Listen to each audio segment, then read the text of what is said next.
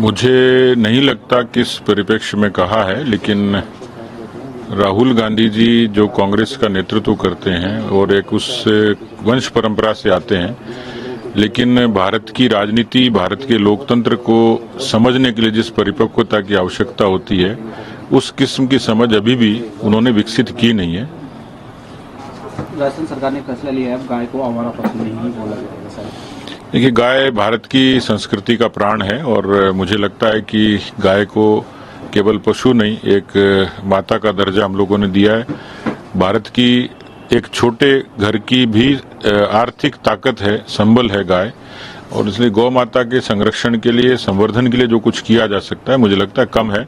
और इसलिए जो भी सरकारें कानून बनाती हैं संरक्षण के लिए, संवर्धन के लिए, मुझे लगता है कि देश में और प्रदेश में उसकी एक जरूरत भी है और ये युग धर्म भी है।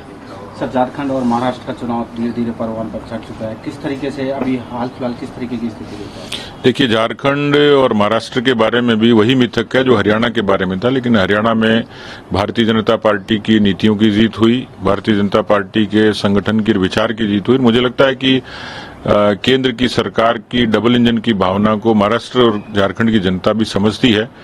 उस प्रदेश के यथोचित विकास के लिए यही वाजिब है कि वहां का जनमानस बीजेपी के साथ रहे, और मुझे लगता है कि पार्टी ने जिस तरीके से योजना बनाई है, रणनीति तय की है, बीजेपी को दोनों ही प्रदेशों में अच्छी जीत मिलेगी।